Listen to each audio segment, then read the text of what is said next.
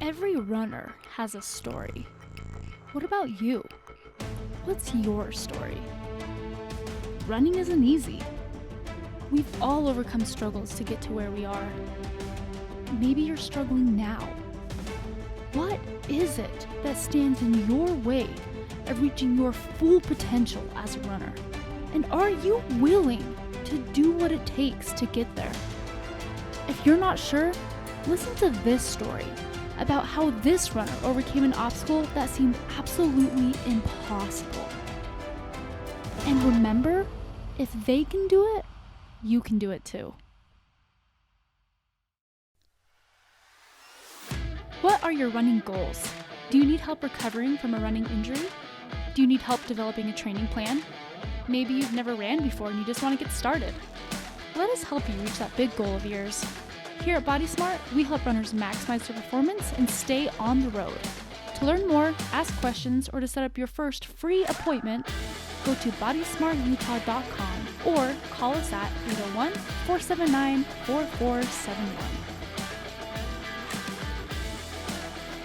Hello, everybody, and welcome to the Running Unbroken podcast. My name is Dr. Cameron Garber. I'm here with Dr. Mark Humbert and with a special guest this week, Riley Cook. He is an awesome runner that holds a whole lot of Strava segments and course records and here in the state of Utah and probably other places too. But it's pretty fun to go run anywhere, and you always see Riley at the top of the Strava leaderboard there. So pretty awesome. He local guy here, lives in this Ogden area, right? Yeah. Yep. I live just down in South Weber. Okay. I grew up in Ogden. Yeah. Grew up in Ogden. So yeah, local guy from this area, and it's fun to have him on because he's really fast and has some pretty cool stories to tell. So thanks for joining us. Yeah. Fun to Happy have to you be here. Yeah. Yeah. So we interviewed your wife last week, which was kind of Right. fun too, to get her perspective on things and stuff. She was really good about not dishing on you too bad. So That's good. we'll See if I can return the favor. Yeah. But so fun to kind of hear your perspective on things and stuff. So where did you start running? Like, how did your running journey begin? Yeah. So growing up, Mhm. every year as a child, we would go down to the St. George Marathon, and my mom would run the marathon every year. Oh, cool. And my dad he ran it, not every year, but he ran it quite a bit as well. Yeah. And so it was like an annual family thing to go down to St. George Cool. and watch the marathon. Yeah. My mom actually took as high as 5th place one time. Oh, wow. So she was a pretty good runner. Yeah. Always beat my dad. We always gave him a hard time about that. She beat him by at least like a half hour. For sure. That's awesome. Probably a little more Yeah. consistent in her training. It sounds like. Yeah. That's awesome. And then just like, playing sports and stuff, I always had a lot of energy, some quickness. And my mom always told me, I think you'd be a good runner. I think you could. I mean, before I ever even started running, she was like, I think you could, maybe get a scholarship in college. And like one day in middle school at Mount Ogden Middle School, we didn't have track and field there. But in gym, we had to run the mile just as part of your PE class. And I ran the mile. I don't even remember what the time was. It was a 6 something. But the PE teacher was like, yeah, I think you just broke the school record. And I'd never run before. And I was like, oh, really? That's the first time that's the No first big, time no I big. purposely run a mile. Yeah. So then I told my mom that, and she's like, yeah, I think you'd be a good runner. And so then really I just started running like 2 weeks before my freshman year at Ogden High, because I was going to try for the cross country team. And so I show up, I was a pretty late bloomer maturity wise. So in 9th grade at that time, you went to Ogden High School. And I was like 5'0". Yeah. I weighed like 96 pounds. Everyone's like, what are you doing here? The middle school's down the road. And I remember the first day I showed up I walked up to where the cross country team meets, and my voice hasn't even dropped yet. And I'm like, hey, I want to run cross country. And they're like, do you go to high school? And I'm like, yeah, I'm a freshman. And they're like, okay, come on out. And they were doing some intervals, some 400-meter repeats. And they were like, well, we just kind of like split this into 3 groups. So we have like a fast group, a medium speed, and like a slower group. I was like, I'll try to run with the fast guys. And they're like, yeah, okay, sure. Yeah. And I ended up like, I was the second fastest guy on the team from day one. That's awesome. And so that's just kind of how I got my start. I ran at Ogden High, and then I ran at Weber State, and cool. Been doing road races since then. That's awesome. Yeah. So, and that's where you met your wife, right? At Weber State. Yeah, at Weber running, and that's fun. So at Weber, any accomplishments or anything there that was of note? Yeah, I would say the thing that I'm probably the most proud of is I ran a 342.0 1,500 meters, which converts to a 359 mile. Wow. So that's probably like, that was like my best race at Weber State. Yeah. That's I think it's still third all time on Weber State's top 10 list. Wow.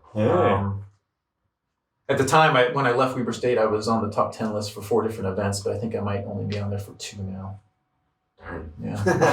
those young guys are knocking me off. Come on. It's interesting. Shoe technology has changed so much. Do you wonder, like, if I could go back and, in current shoes or things like that, do you think it would make a difference? I don't know so much about. I mean, maybe I don't. And the track. I don't feel like I get that much of a boost from the new shoes, so I don't know. I feel like the new shoes, it varies from person to person, and I personally, like, a lot of my road PRs are before the new shoes came out. Like, I haven't run I don't think I've run a personal best in the Vaporfly since I started wearing them. Interesting. So I don't feel like I've gotten that much of a boost from the shoe technology. Interesting. But I would say that I would like to go back to college and be a little more consistent, and I'd probably not run as hard every single day as my coach had us run. Yeah. I got injured 4 out of the 5 years that I was there. That's a common story. Yeah. So just it was, the easy days were just way too hard. Yeah. Do you realize that more now, especially like as you're, getting older, as time is moving on? Do you realize like how much more important easy runs are? Oh yeah, absolutely. Especially as you get older. Yeah. Yeah. Yeah. So there, we were just talking about an article that Meb put out about how he switched to a 9-day training cycle instead of a 7-day training cycle, just to give him a few more easy days in there so he could recover better and things like that. Yeah. That's fascinating to see that kind of shift. And that was the same, he's implemented that the same year that he qualified for the Olympics the last time. Yeah. And I think it makes a lot of sense. I think. Or it was Boston. Yeah. Maybe it was when.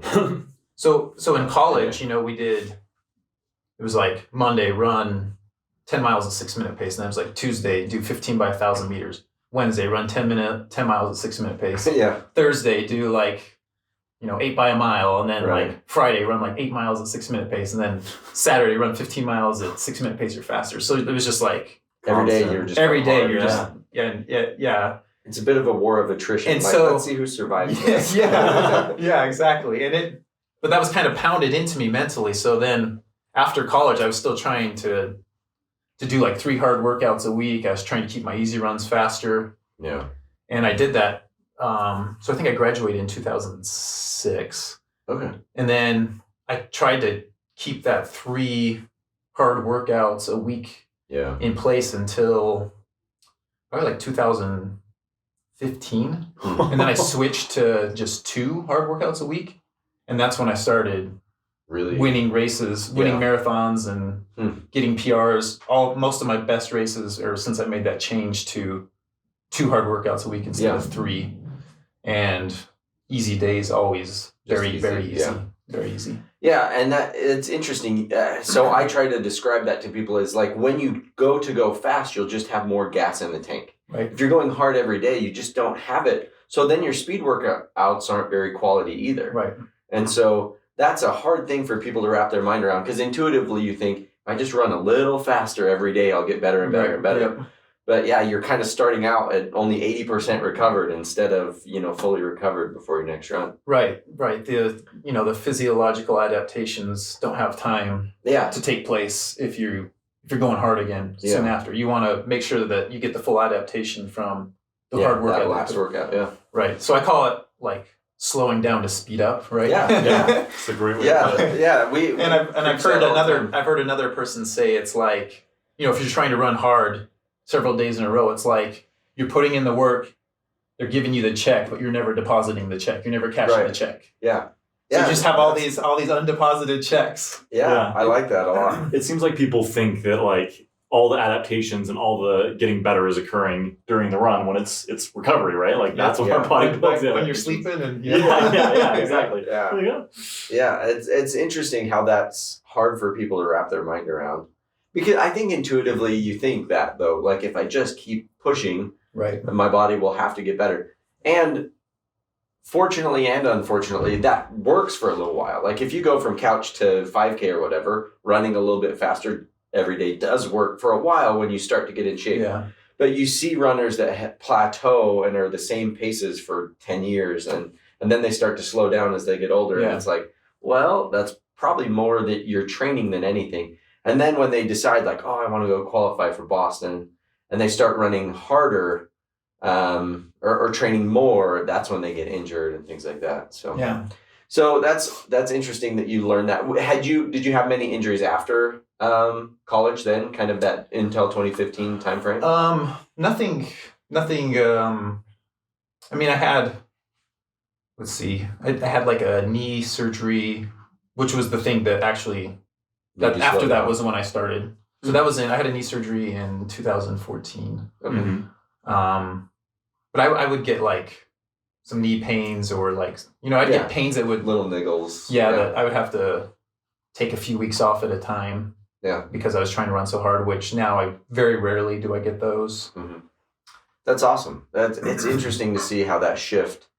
That's when you really started to excel too in racing and stuff. Right. So, and I was able to make the hard workouts like put more volume into them. Yeah. So the hard workouts are like big, massive workouts, but there's only 2 of them rather than like fewer reps. And yeah, that makes sense. You can put higher load into those those high speed days, so you get a lot out of it too. Yeah. So I know we talked a little bit about before the podcast. You told us you had to deal with a bout of rhabdomyolysis. Tell us about how that happened and what that experience was like for you. Kind of what you learned from it, and yeah. Yeah, so I'd never even heard of it before. Yeah. And what is this that's happening to me? And after I got the diagnosis, the doctor told me a little bit about it, and I read up about it on the internet, and I still he's unsure and I'm unsure why I got it. It's usually people get it when they kind of go from that couch to training really hard, and you overwork your muscles, and your muscles just start to break down. Right? Yeah. And so, I don't know how I got it, being because I was very consistent. There was no change in my training. But I just remember I went for a Friday easy run, just like 8 miles on the Parkway with Ben Van Beekum, and we're like 2 miles in, and my legs just feel like I had finished a marathon. Like they just aching, they hurt really bad, like the muscles, and I was like, I don't know what's going on, but my legs are killing me. Dying, huh? And the day before was an easy day, so it was like 2 easy days in a row, and I didn't know what was going on. And then the next day I had like a 20-mile long run. I was training for California International Marathon, hoping to qualify for the Olympic trials. Yeah. And I went up to Morgan so I could get some of the rolling hills to prepare, because CIM has some rolling hills. And cardio-wise, I felt great, but my legs just hurt so bad the entire time. That's crazy. And I was running like 16 miles at like 5:30 pace, and the whole time my legs are just felt horrible. And that's something you've done so many times before. You know what that should feel like. Yeah. Right. And I got done, and I was thinking something's not right. And I got home, and the first time that I urinated after the run, it was Coca-Cola colored. Mm. And I'm like, okay, yeah, something's not great. something's not That's right. not good. Something's not right. I don't know a lot about medical stuff. I know. That's not Yeah, which again I learned later. A few weeks later, that's one of the symptoms is like Coca-Cola colored like urine because it's like the broken down muscle in your urine. Yeah, that your kidneys are trying to filter. Right. Wow. But I don't like to go. I don't like to go to the doctor very much, and so I just kind of took it easy for a couple days. Yeah, I guess it's always good. And this might clear the up. urine went back. The urine went back to the normal color, but my legs were still kind of bugging me. And then Wednesday, I tried to do another hard workout. The same feeling in the legs, and then the same colored urine afterward.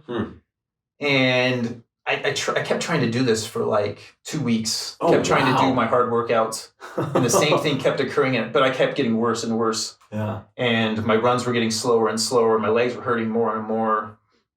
And I got to the point where I couldn't even run. Like on a hard workout, I couldn't even run like 4 miles at like 5:30 pace. Wow. Were you feeling like fatigued and beat up in the rest of your life, or was that okay? Just mostly when I was running. Just running. Okay. My legs didn't really bother me too much. Otherwise, huh? And so finally, I think it might even been Amy that forced me to go to the doctor. I think she might have made the appointment. My wife, Amy. I can't remember for sure, but I went to go see a sports medicine doctor, and I told them about it, and they didn't initially think rhabdomyolysis either. But they had me do like some blood work, some urine test, and then he called me up and he said, "So this is totally bizarre, but like it's pretty serious. You have like exertional rhabdomyolysis." I'm like, okay, yeah, I don't know what that is. And he's like, essentially, like your muscles are literally dying. You're getting like weaker and weaker. Your muscles are getting weaker and weaker. They break down into, I don't know, some kind of material, and then your kidney struggles to process them, and that's why your urine is discolored. He's like, in severe cases of rhabdomyolysis can put you in the emergency room, and in like very rare cases, people have even died from rhabdomyolysis. He's like, but I think you have a light case. Yeah. And it doesn't feel like that to me. I don't, because I guess most cases you do have to go to the emergency room and they're on, dialysis. Or the IVs to get like hydrated and stuff, right? Yeah. And so he could like hydrated though. At least, like it was just really weird. He wasn't sure why I got it. Huh. He kept asking me, "Are you sure you haven't changed your training?" I'm like, no. I'm like, I'm in the middle of marathon season. Like, so I'm training hard. Right. Like I'm following the normal progression of a marathon cycle, but I haven't jumped my mileage. I've been running 80, 90 miles a week for several weeks. Yeah. And the race was, I don't know, maybe like 5 or 6 weeks away, which is why I kept trying to run, because this was my last chance to qualify for the Olympic trials. And he's like, "Nah, you're done. You can't." He's like, "If you keep running, it's just gonna get, your muscles are just gonna get weaker and weaker. You're not gonna be able to perform. You just have to quit running for a while." He said 3 weeks. He's like, "Try 3 weeks, and then we'll see if that resets your muscles."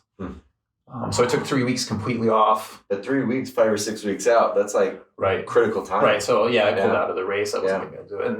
And so then I took 3 weeks off, and then when I went to run, my muscles felt all wobbly. And felt like a baby giraffe. I had to like build back up from 3 miles a day, and had to build back up, and I've been okay since then. Wow. Yeah. That's incredible. It's totally bizarre.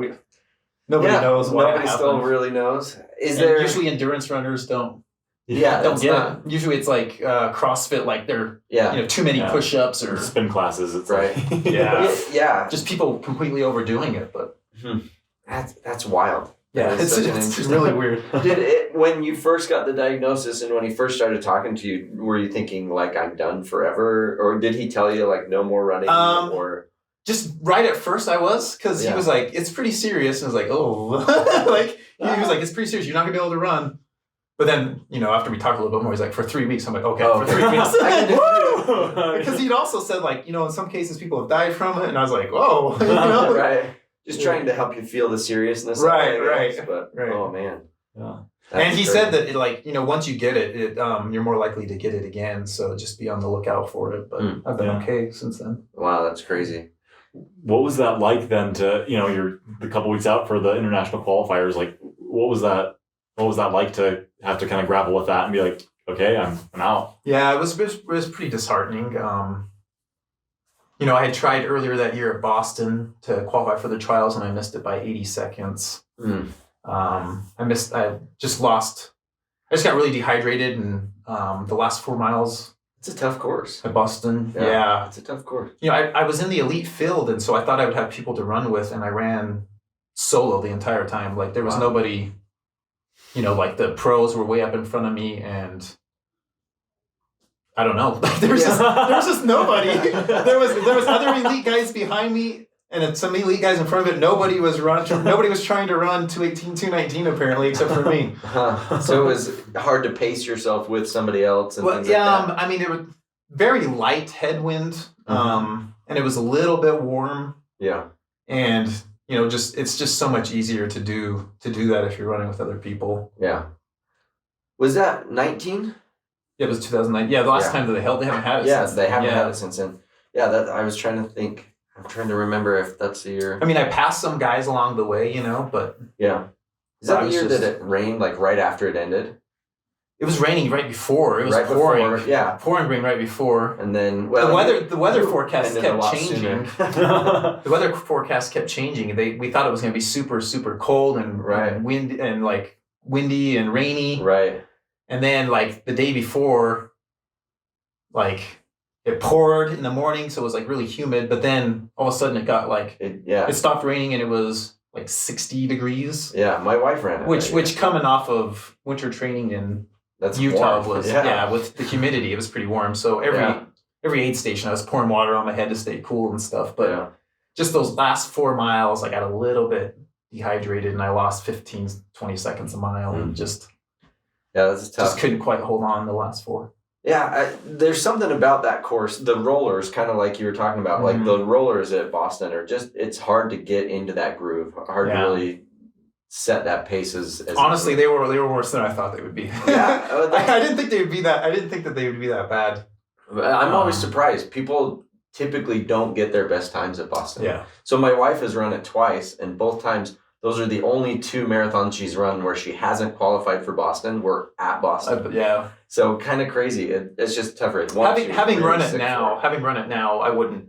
If I was trying to qualify, I wouldn't choose Boston. Yeah. As the course to do it. Yeah. It seems like it shouldn't be that bad compared to, like, I don't know, some other courses, but it's tough. Yeah.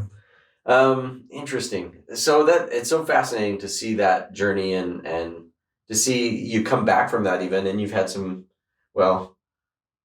good races, but maybe not that many, because 2020, how did that affect your training and things like that? Having 2020 kind of be a bummer year. Yeah, I mean, so that was 2019. So 2019 Boston was, it was a pretty good race for me. I ran 2:20. It wasn't what I wanted, but that's a good race for me.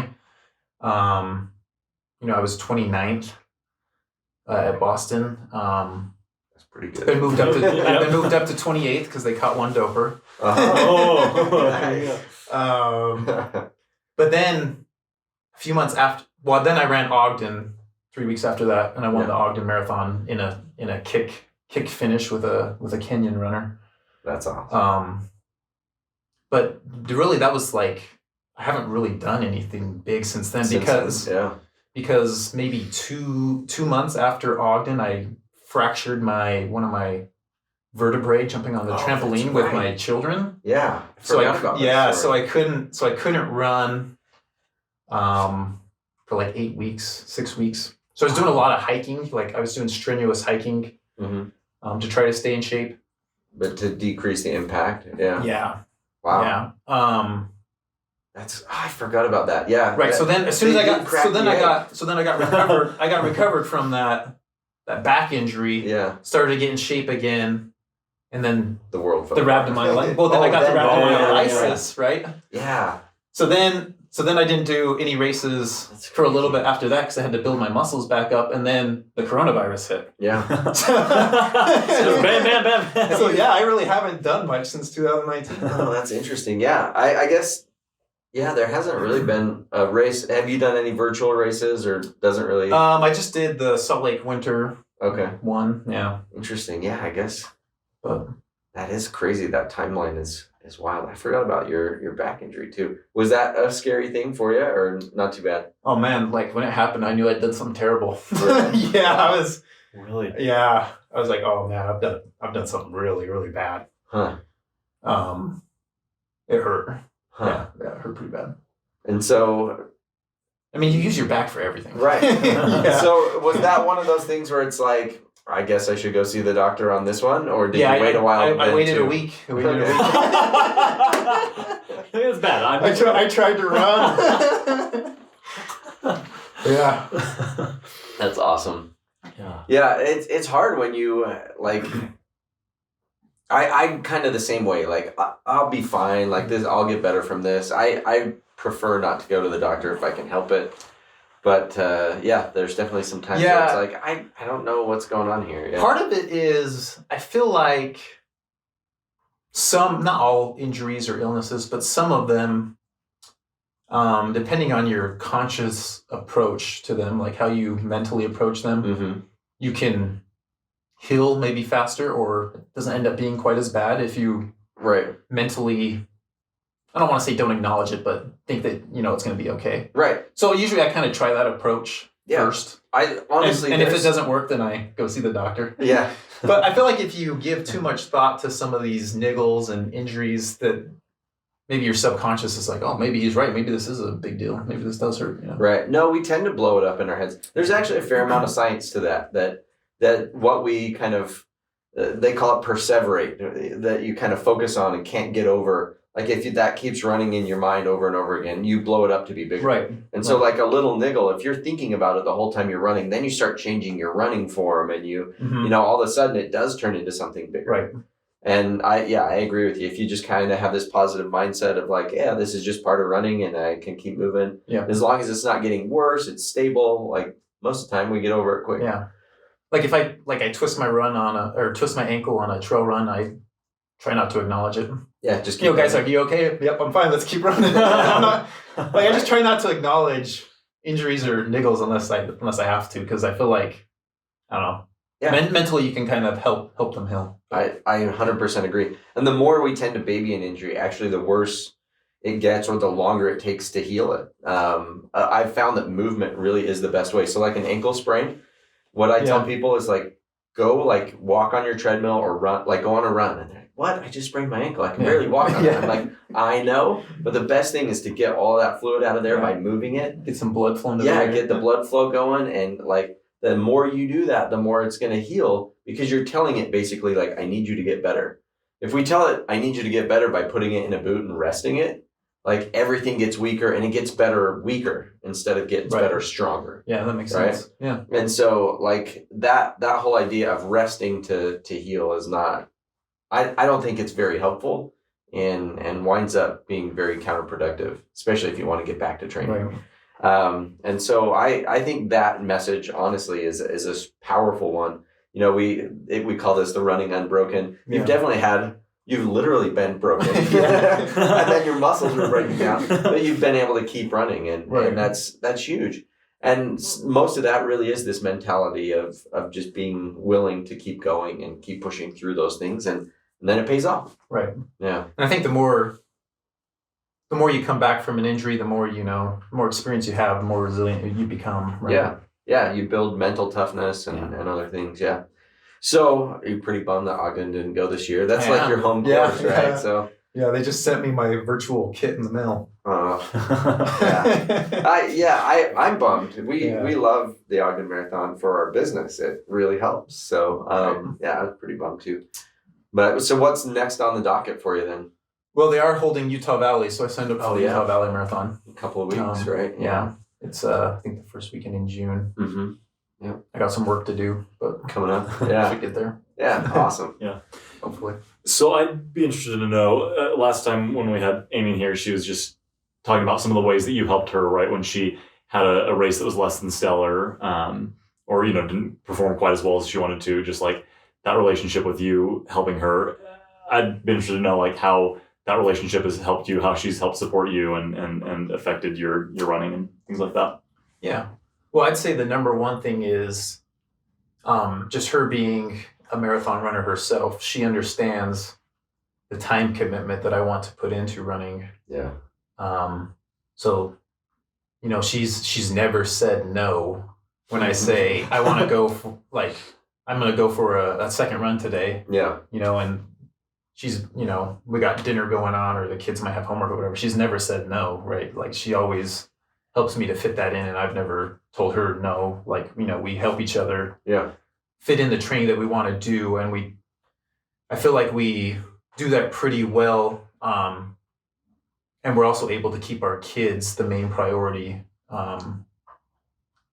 like 95% of the time, right? Yeah. Like when we go to the St. George Marathon, they have to miss their soccer games that week. Every now and then the priority's on us, but most Saturdays, we try to keep the priority on them. That's cool. She'll do her hard run on Friday. I'll do mine on Saturday, so that we have them on different days, so that, we can both be kind of make sure that somebody can, prioritize the kids and stuff. Yeah, that's awesome. That is a hard thing. That's such a tough balance. My wife and I, we find that same thing. It's hard for both of us to train for a marathon at the same time.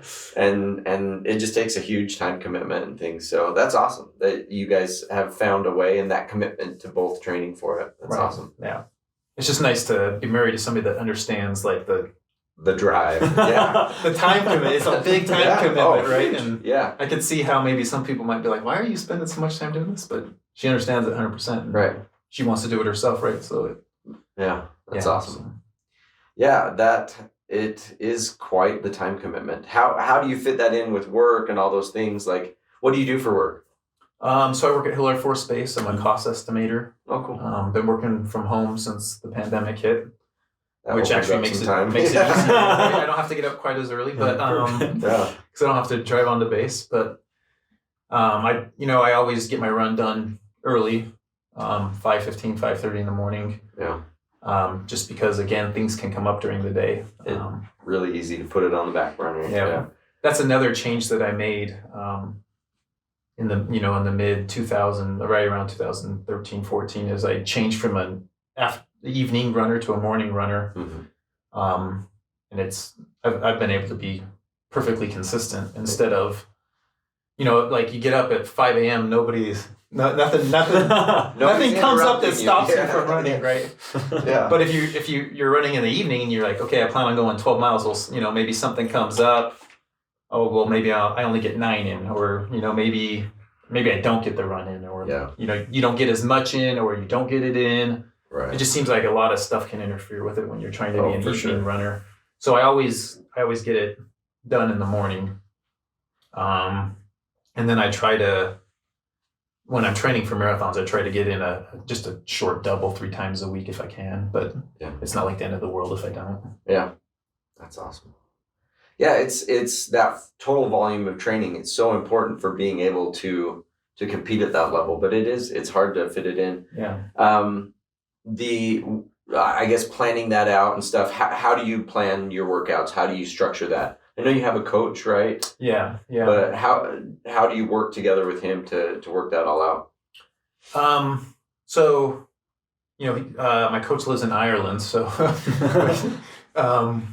we just communicate, on the internet, online, and he just, for the most part, we're to the point now where we've been working together since 2016, I believe. Okay. We're to the point now where, we really don't even need to communicate that much. He just gives me the workouts, and if I need to communicate something to him, then if it's not business as usual, then I communicate with him. But other than that, it's just kind of like, we we're in the groove. We know what we're doing. We don't really, I don't need like a ton of hands-on work. I just need him to help me structure the marathon plan, right? Yeah. Do you give him feedback sometimes on, like, hey, this is how I'm feeling, things like that, or not as much, more earlier on? Really not unless I need to. Cool. But usually, Mondays I'll go for a little bit longer, easy run. Then I'll try to double on Monday night, and then Tuesday, just like an easy 10. Yeah. Just a single. I usually like to do singles the day before hard workout. Yeah. Then Wednesday morning I'll do the hard workout. This week it was like 20 by 2 minutes on and off. And then Thursday, just like an easy recovery, try to double. Friday, easy 10, 10 again. And then Saturday, some kind of marathon specific, longer run. Yeah, long run at a higher pace for the marathon. Like this Saturday, I think it's like 16 miles at marathon pace. Wow. Okay. Yeah, that's interesting to hear that programming and stuff like that. I'm always fascinated by how people train and things like that. It's fun. But the way that he kind of structures it is, he kind of follows. I don't know do you know who Renato Canova is? I've heard the name. I don't. So he's like a world-class marathon coach in Kenya. Mm-hmm. But my coach kind of follows his training methods a little bit, and Canova talks about like this funnel, mm-hmm. right? So like for your Wednesday run, or like Canova doesn't really necessarily have midweek weekend, right? You know, I mean, they're on different training cycles, right? But you have like the faster than marathon and the slower than marathon, right? Mm-hmm.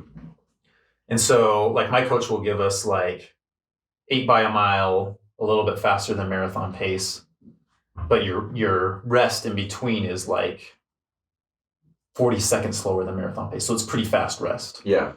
And then, so by the time you're done with that workout, because you're running the reps faster than marathon pace, and the rest just a little bit slower than marathon pace, you end up being pretty close to marathon pace. Yeah. Right? Yeah. Overall for the run. And then you have the longer run, which is a little bit slower than marathon pace.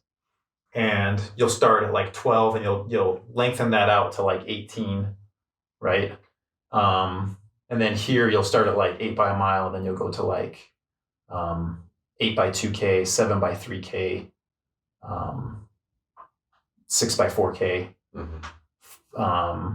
4 by 5K, and then 4 by 6K. Oh wow! Right? Yeah. And then here you go on 12 to 18. But as you get closer to the race, these two like volumes. These two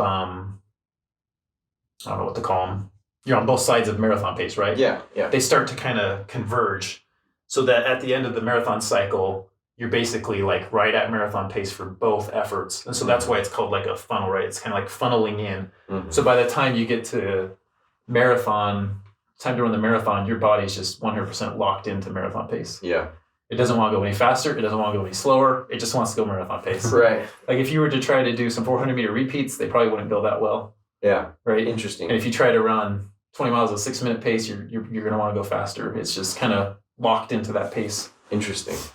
How do you decide the pace you're going to run? Like, are you deciding that, or is that an ever-changing thing? Like, is that growing as you get going, or do you kind of decide at the beginning of the training cycle, like, I want to shoot for a 217 or something like that? How do you choose that? So he'll give me, the workouts are always based off of effort. Mm-hmm. And so it'll be, hey, I want you to do mile repeats at half marathon effort. Mm-hmm. And so whatever I feel like I could run a half marathon that day, like I'm running, I think I could keep this up for 13 miles, then that's the pace that I'm running. Okay. So it might vary a little bit from week to week, depending on how I feel, right? But as long as the effort is just based off of effort. But I've done it so many times that it's pretty like locked in. Yeah, you kind of know your paces and what that should look like. Right. Interesting. And then, by the end of the cycle, you have a pretty good idea of how fast you should be able to run. Nice. That's awesome. It's fascinating to hear the different training methods and things like that. And for me especially, like he'll give some of his other marathoners some speed work here and there, but very rarely will he give me speed work during a marathon cycle. Because I was a middle distance runner, 800, 1500 meters in college. Yeah. And so, most of my life, my body's been trained to really like chug glycogen, right? Mm-hmm. Yeah. Use all the glycogen you can get to run really fast. Right. So we've had to train my body to not use up that glycogen quite as much, to be a little more fuel efficient. Yeah. And so he has the worry that if he throws in some kind of speed workout, we might undo some of that fuel efficiency that we're trying to build. Sure. So he tailors it to each runner, right? Yeah. So he'll give some of them some speed work in there as well. But for me, it's usually nothing any faster than like half marathon pace. Yeah, that's fascinating. Yeah, it's interesting. Every runner is different too. So like giving everybody just a blanket like training plan Right. definitely doesn't work very well. It doesn't work the same for everyone. So we do the metabolic testing. That's so interesting to test different people. So we tested an ultra runner the other day who runs completely on glycogen. It was so fascinating to see. Yeah. So Preston Wood, Yeah. actually. So he runs almost completely on sugar the whole time. And we thought because he runs so many like ultras and stuff like that he'd be a much better fat burner. Yeah. But it kind of fits his body type and stuff. He's not the like super skinny, tiny, trail runner that you think of when you think of ultras. He's a pretty big guy. Yeah, he's just football player. really good. Yeah, he was over 300 pounds at one point. Yeah. Like he's so good at lactate shuttling, right? Like he can use that lactate just better than other people can. And that's his body type. And he's found out how to train and use that. He has to eat a lot of calories. Yeah. Because of that. During the race. Yeah, during the race. But like he does really well still. So it's interesting how tailoring that to the individual really is important. Yeah. So that's really cool. It's fun to kind of hear your story and your training and all that stuff. It's pretty cool to see somebody as fast as you are and see how you do with everything. So awesome. Thanks so much for joining us. Yeah. So if you want to follow Riley, definitely check all the Utah races and look on the leaderboard. It's usually there. But actually, I did have a question. So you've had a few marathons that haven't gone well. Tell us about that. How does that go mentally and things like that? What happens when you have one that doesn't go well? Yeah, so I would say that my first, I don't know, maybe 8 to 10 marathons didn't go well, is what I would say. Interesting. So the first time I ever tried a marathon was, it was 2009. Okay. Like I said, I graduated in 2006. I was completely burned out. I didn't run a single day between 2006 and 2009. Wow. It'd become such a chore. Like I said, it was fast every day. I was always injured. I had stress fractures, 4 stress fractures in college, just always hurt. Man. I was done with running for the rest of my life. I was done with it. Huh. But then I started, I was doing a lot of like recreation sports, like adult softball, adult indoor soccer. I was playing church ball all the time. Yeah. Mm-hmm. And after I started to put on a little bit of weight, and I just remember one day I was playing basketball, and this older guy, he's like 40 or something, and I was in my 20s, and he's like, "Riley, you've lost a step. You can't get into the lane as easily as you could." And I'm like, he's right. I have lost a step. Dang it. And I weigh like 20 pounds more than I did. Yeah. And then I'm really good friends with Ken Richardson, right? We were teammates at Weber State, and at the time, Ken worked on base as well, and right across the street from my office was a gym, and Ken would always go run during lunch, and I would like go to McDonald's or whatever. so I'd be in my car going to McDonald's, and Ken's getting ready for a run. I'm like, "Hey, Ken, what's up?" He's like, "Hey, do you want to run?" I'm like, "No, man, I'm going to McDonald's." I'm getting And I remember I told Ken, I was like, "Dude, if I ever like weigh more than 175 pounds, I'll come run with you the very next day." And so right around the time that this guy told me this in basketball, that you've lost a step, like a few weeks after that, like I got on the scale and it was like 176. And I called up Ken, I'm like, "Hey, what time are you running tomorrow, bro?" "I'll be there." Yeah. So in 2009, I started kind of running again. It was more like recreational. I was doing my MBA at the time. It wasn't super serious. Yeah. And I completely underestimated the marathon distance. And I'll go run the St. George Marathon. Yeah. I'm sure it'll be fine. It's a long distance. Yeah, it's a long distance. Yeah. I was only running like 30, Right. 30, maybe 40 miles a week tops. Yeah. And I got to, I don't know, mile 18, and I was hurting pretty bad. I remember specifically, right before I started hurting really bad in that race, this other guy was hurting really bad. And I tried to encourage him, like, "You can do it, man. Keep going. You can get there."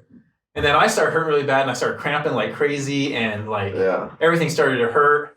And like with a mile to go, that guy passed me. He was hurting, but I was hurting worse than he was. And he's like, "Come on, man, we can do it." that funny? And I finished in like, I think it was like 2:47. I was hoping to run 2:30, but like I said, I was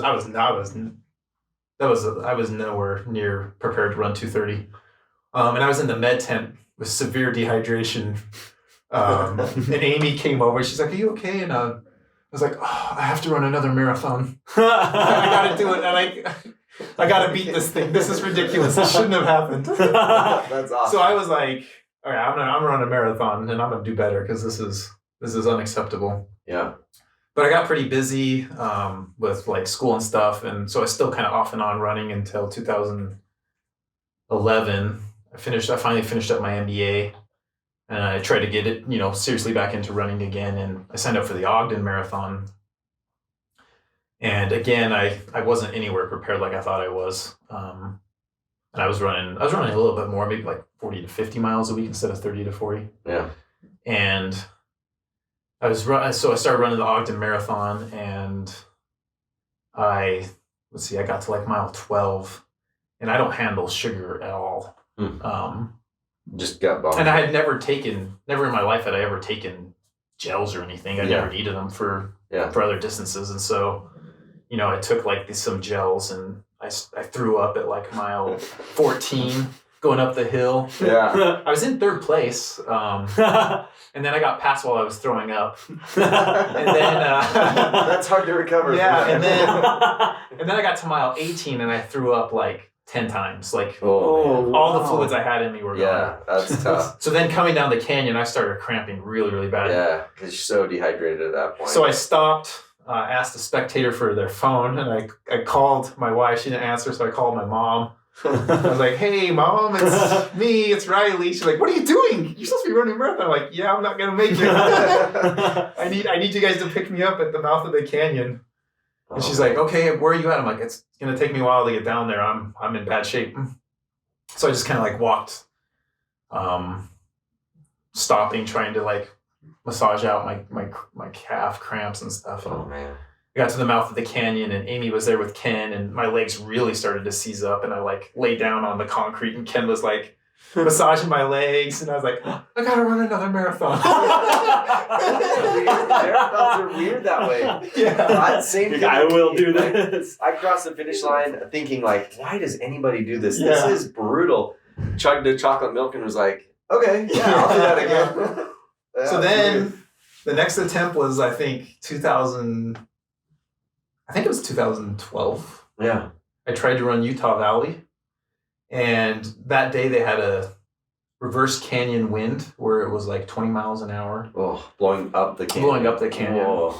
And I was running really well with Bryant Jensen. We were both doing pretty good. We were taking turns leading in the wind, and then I had to go to the bathroom because, again, the gels, they just don't sit well with my stomach. Yeah. So then after that, I was by myself, and I was determined. I'm running 2:30. I don't care how much wind there is. So I was completely overexerting myself, running way faster than I should have been, and completely bonked. I like kind of started to black out. I fell down on the ground. I was just like laying there on the grass, and these half marathoners are like, "Can we help you? Here, take this." I'm like, "Thanks, guys." Giving you more gels. Yeah, they're giving me all these gels and water and Gatorade, and I'm just laying there like my hands are shaking. I'm completely dehydrated, and I call up Amy, and I'm like, "Come and get me." So I dropped out of 2 races in a row, Yeah. 2:47, 2 dropouts.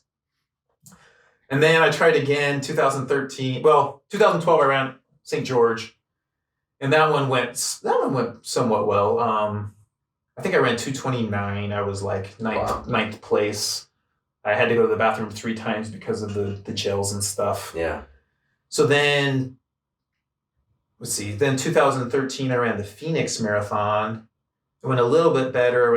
I tried to take fewer gels. I only had to go to the bathroom once, and I ran like a 2:27. Wow. But then I ran Ogden in 2013, pouring rain, threw up several times. That was a brutal. I finished in like, I don't know, 240, maybe 230, high 230s. And then 2013 St. George went better, 2013 went better. It was 222, but again, I had to stop 3 times to go to the bathroom. And And then 2014, Phoenix was my first breakthrough. I did take gels, but I didn't have to stop. And I won the 2014 Phoenix Marathon in 2:21. So that was the first time I'd won. And that was like, I don't know what, 8 marathons in or something like that. Yeah. But then again at Ogden, I struggled really bad. Yeah. I threw up several times and that was 2015, sorry. After that I got injured after 2000. That's when I had my knee injury. It was after Phoenix. Okay. Yeah. So then Phoenix was the only really, really good race that I had before I changed my training methods. And then I also was introduced by my coach to UCAN. Yeah. Which doesn't have sugar. And doesn't really bother your gut very much. Right. And that was like right. total light bulb for me. Right. Shameless plug for you. Yeah. But this can be your post for the week, right? Yeah.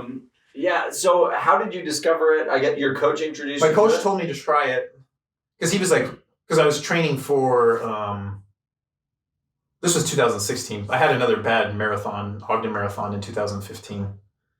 And then I had a bad Chicago in 2015. And then that's when I started working with my coach. Yeah. And that's when I started using UCAN and I changed up my training methods. A lot less speed work, a lot more marathon specific stuff.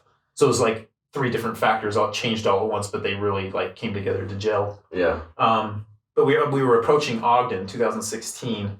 And Ogden Marathon had been my nemesis. I dropped out once and I'd had 2 like really bad bonks where I'd thrown up and pouring rain and just terrible. Yeah. And like Ogden was the one course I hadn't conquered yet. And he's like, well, what's your fueling plan? I'm like, oh man, I don't know. I might not take anything. Yeah. He's like, you got to take something. You won't, you're going to run out of energy. Yeah. And I'm like, nothing works. Like I always throw up or I have to stop to go to the bathroom. And he's like, have you ever heard of UCAN? I said, no, I haven't. He's like, try some UCAN. He's like, I promise you, it won't bother your stomach. Yeah. I was like, yeah, right, whatever, dude. like everything bothers my stomach, everything. Right. Like I don't eat breakfast usually before marathons because it bothers my stomach. I can't eat before I run. Even 3 hours before I run, I'll have to go to the bathroom. I have like the slowest gut ever. Huh. And so he's like, try UCAN. So I get like a couple samples of UCAN, and I was running with Ben Van Beekum and Ken Richardson, and we were going to do 25 miles at 6-minute pace. And I took UCAN before, and then I took some UCAN halfway through it, right? And those guys, we got to like mile 20, and they were like, we're going to turn down here and just finish up with 22. And I'm like, I feel pretty good. I'm going to go the full 25. Yeah. And so those guys are waiting for me, down by Neaters in Ogden. And I come in, and I like my last mile is like 5:30 pace, and I'm feeling really good. Wow. And I finished the run, and I was like, I feel pretty good. And like those guys just both start chuckling. They both start laughing. I'm like, what are you guys laughing at? I'm like, you have like this huge grin on your face. I'm like, guys, UCAN is the answer, man. I found it. I didn't puke. I didn't have to go. I'm going to run well. Yeah. That's awesome. And so ever since then, they've joked around about it. They call it my UCAN grin. But that's funny. So then I ran Ogden, and that was the year that it was like torrential rain, basically like 40-mile-an-hour headwind gusts. Well, and they were like at the finish line, they were telling people like, if you have loved ones finishing the race, please like get them to safety because we're having people fall down with hypothermia. It was crazy. So it was actually pretty loaded that year. There was Anthony Costales.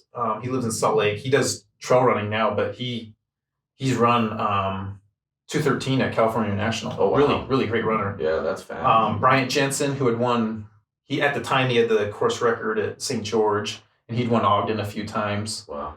And then there was this guy from Montana who'd run like a 65-minute half marathon. Then there was Ken, Ben, and myself. So we had like 6 guys all looking to go at least faster than 2:25. Yeah. And it just starts pouring as soon as the race starts. And we had this pack of 4. It was Costales, Jensen, the guy from Montana, and myself. And we're like trading leads into this rain and stuff. And, the wind hadn't really picked up yet. But then like we get into Eden, we get close to like the half marathon, and the wind just starts to really, really pick up.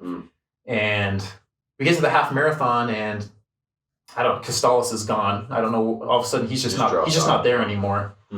And Montana and Bryant are with me. And then we start going up the hill, and Bryant and Montana are gone. Oh, And all of a sudden, like, the rain is just, I mean, it's like 30 miles an hour headwind, and the rain just, like, I have a singlet on, and it just feels like needles. Yeah. And I'm like kind of running like this. So and you're running with your head like sideways, and I have my hat on. Yeah.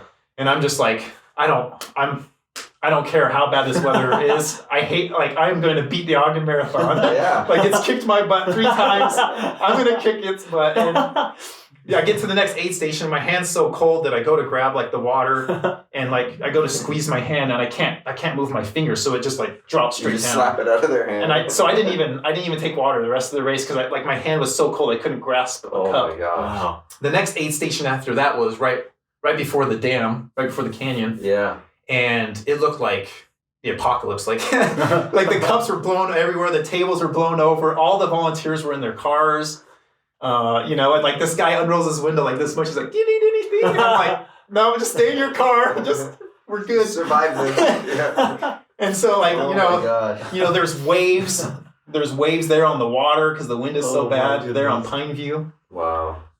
And I get to the turn there, and I look behind me, and there's no one. There's no one anywhere close. And I'm just like, all right, this is it. 8 more miles. I can put up with this for 8 more miles. Oh my God. And I'm going down the canyon, and it's terrible weather, and I'm like, I don't care. I'm gonna beat the Ogden Marathon. Like, I don't care how bad this weather is. I am determined to have a good Ogden Marathon.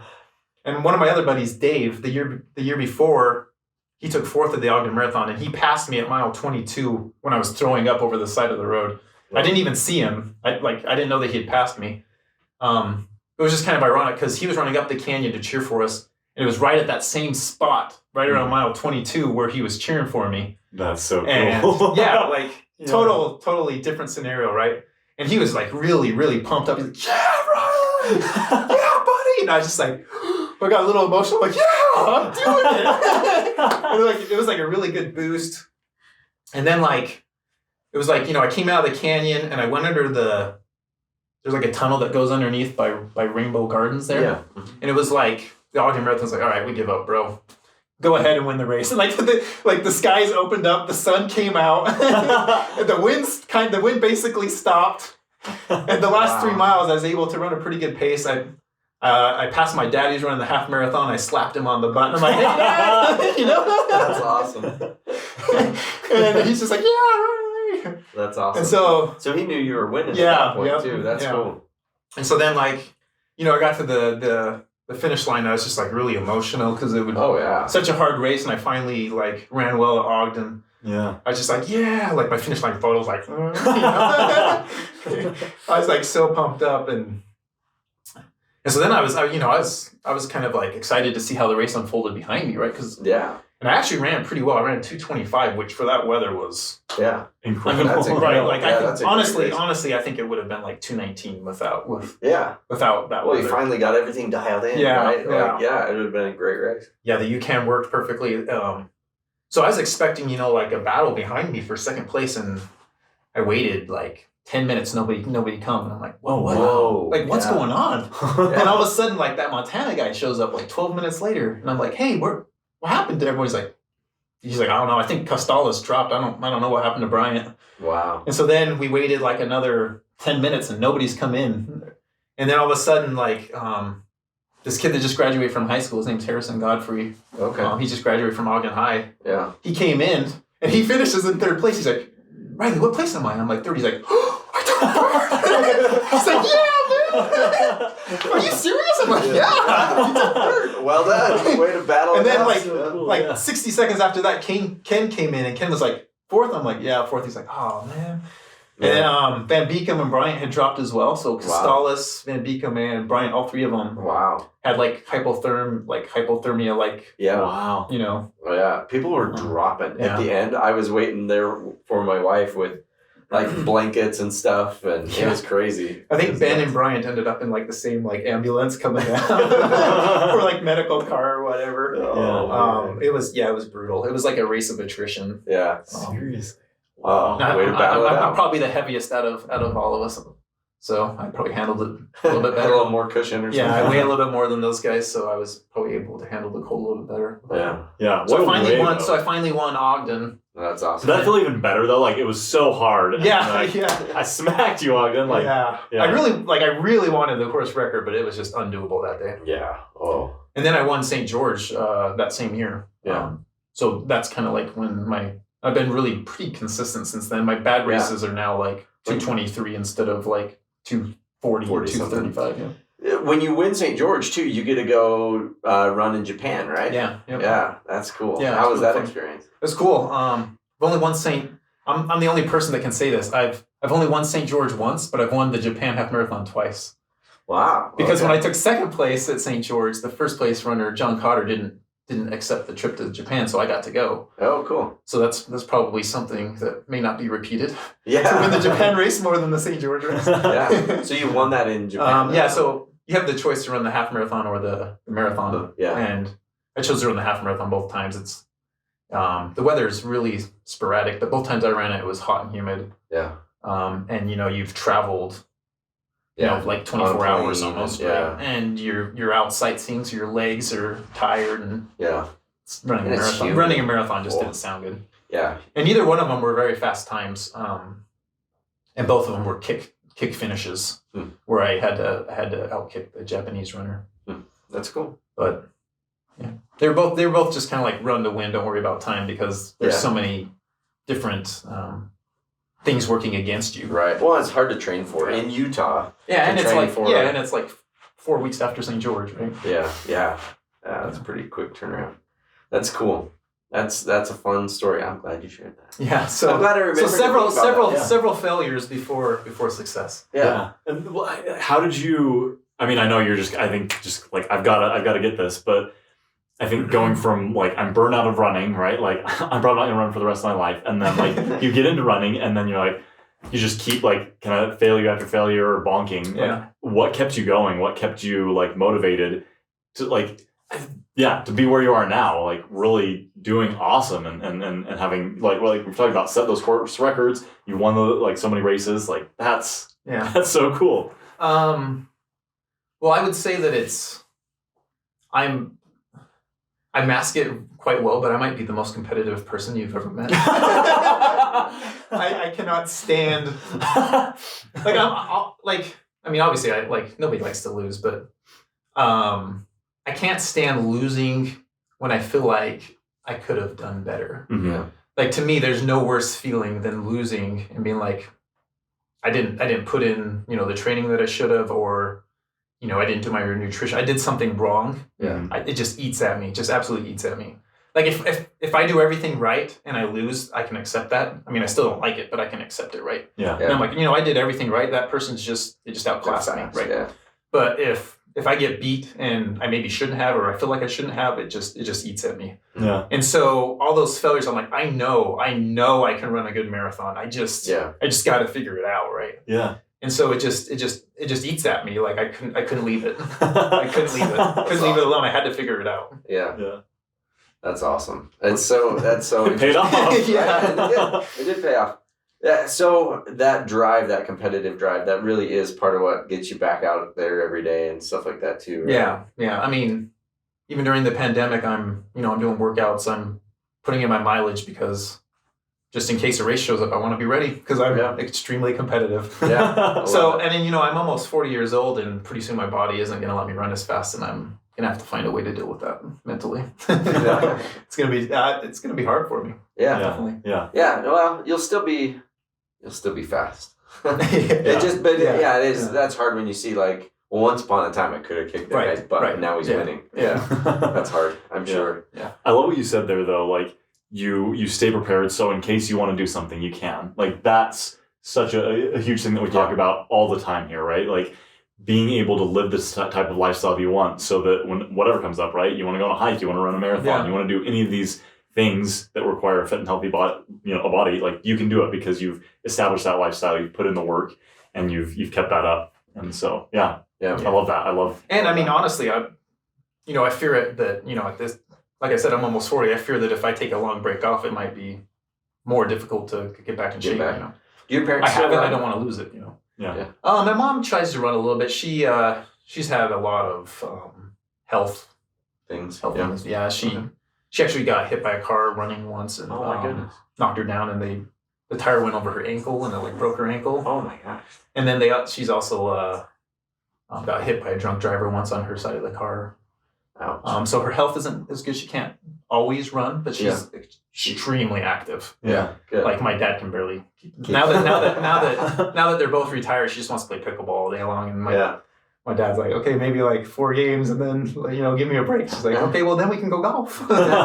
All day. She's still extremely active. Yeah. That's great. I love that. But that foundation, I mean, it helped raise you, right? That active lifestyle and stuff. So it'll be interesting. It was totally to see what your normal. kids- It was totally normal for my mom to go running every day, right? Yeah. Yeah. We go on vacation, and it's like, hey, we're not going to start, the activities Right. until mom gets her running. Yeah. No, I love that. So we do that same thing with our kids on vacation. It's like we get our workout in first, and then we go and we just go from sport to sport to sport to sport, and that's what we do all day. And you fall into bed exhausted every vacation, and perfect. I love it. Yep. Yeah, to me that's vacation. When people come back and say like, "Oh, I didn't work out this week because I was on vacation," I was like, "What?" That's when I get the best workouts of my life is on vacation. So, that doesn't make sense to me. So, I love that. I think that foundation will be interesting to see what your kids do with. They got a pretty good pedigree between you and Amy. Yeah. So I mean, they're pretty active, that's fun. But, Yeah. See what they come to. They may not all do running, but Right now, I'm sure they all they'll want do to be some. soccer players. Well, so, which we'll see. most cross country runners started out as soccer players, right? So that's kind of fun. Well, yeah. So if people want to follow you, definitely again look at the leaderboards. Riley's on Instagram as well. What's your Instagram handle? Runner Riley 7. Runner Riley 7. There you go. Yep, on Instagram. So look him up, follow his career. It's kind of fun to have him be such an awesome runner and a local runner. And if you are in this local area, I know not every Tuesday morning, but many Tuesday mornings, he will run with the Utah Running Club. Yep, that's right. And so a lot of the time it's here at Body Smart. So come and run with us Tuesday mornings. It'd be a lot of fun, and you can meet Ryan. Yeah, we'd love to have you. Yep. Awesome stuff. Thanks so much for joining us, and catch us on the next episode. Thanks for listening to Running Unbroken. Don't forget to follow us on Facebook and Instagram, and reach out if you or someone you know has a story to share.